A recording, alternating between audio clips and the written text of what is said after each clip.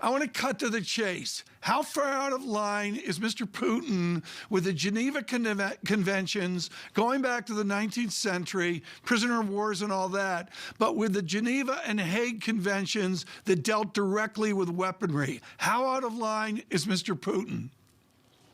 Well, Putin's statements about threatening the use of nuclear weapons are, in fact, way out of line, as you say, Tom, and actually quite reckless.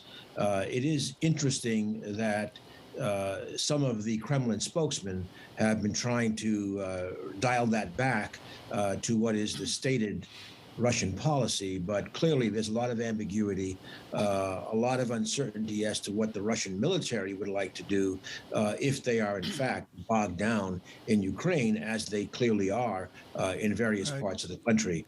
So it's a real setback in terms of this nuclear saber rattling, and let's just hope that they are not planning to use a tactical nuclear weapon in Ukraine. Take us away from our amateur Hollywood stereotypes of the guy with a little black bag walking near President Biden, and we all look at it and know he's in charge of our nuclear capabilities.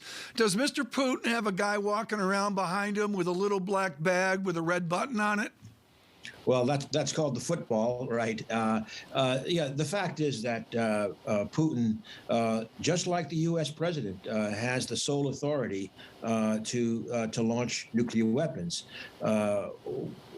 In the past, when our presidents in the United States have had some emotional distress, there have been attempts by others in the administration to dampen that authority. But the reality is we have sole authority. And we, by the way, feel very strongly that this sole authority should be really curtailed, except in the most urgent situation where you have no time for consultation. Ernest, given the situation that we have and the imminent threat that a lot of people feel from Russia, how important is it for the world to remove Russia really from the oil equation? In other words, what do you think the U.S. ought to be doing to allow Germany to become independent from Russian gas?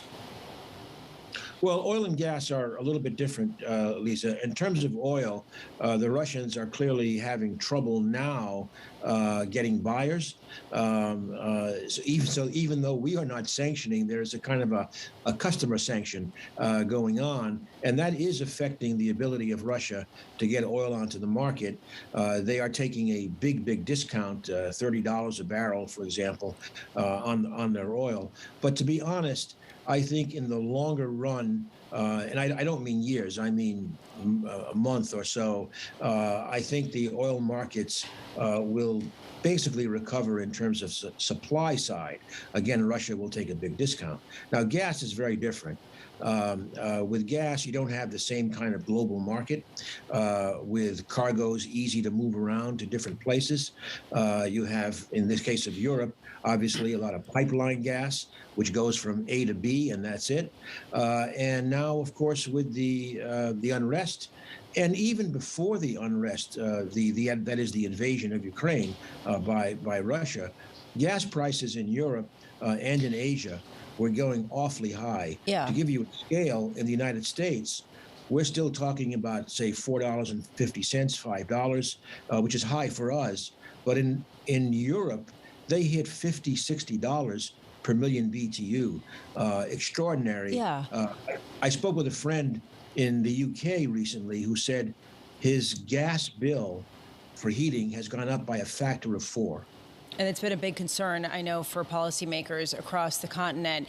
I want to go back to what you were saying, where you think that the demand and the supply, frankly, will come back online when it comes to crude, not gas, that you think supply will recover within about a month. What goes into that? Is this the idea that sanctions will be lifted? Is it that the U.S. can increase production? Is it reliance on OPEC Plus? Well, I think it's a little bit of all of that, but a major part in my calculation is that I think with the very, very large discounts, frankly, Russia will begin to find customers taking that oil. China will increase its imports. India is very interested in a big discount, et cetera. In addition, I think we are making some headway in terms of reestablishing our relationship with the Saudis and the Emiratis. They may push OPEC to slightly, at least somewhat more, increase the pace. And of course, in the United States, I think that the president meeting with oil and gas company heads and with the heads of major financial institutions is very important because, the financial institutions have been pressuring the oil and gas producers to focus more on returning cash to their investors rather than expanding supply.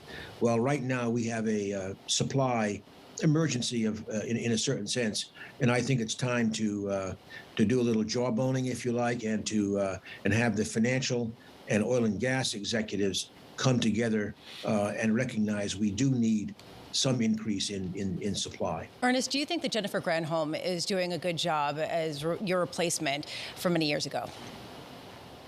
Yeah, well, she's, I think, emphasized quite correctly and very strongly that we now need to start looking together at the climate and the energy security imperatives. And I think expanding that conversation out of the silos where some want to talk about climate, some about security, some about geopolitics, some about infrastructure. We need to have some about, of course, environmental justice, social equity, very important when energy prices are going up. And what we need is a coherent discussion across all of those areas. And they are in many ways synergistic. When you go to low carbon electricity supply, for example, that helps energy security.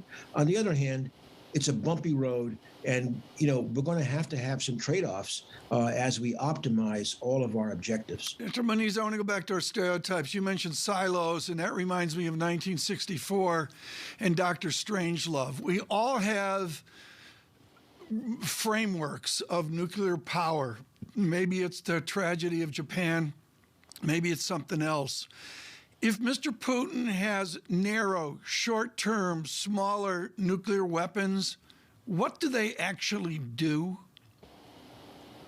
Well, first of all, these so-called tactical nuclear weapons, we should not think of them as really small.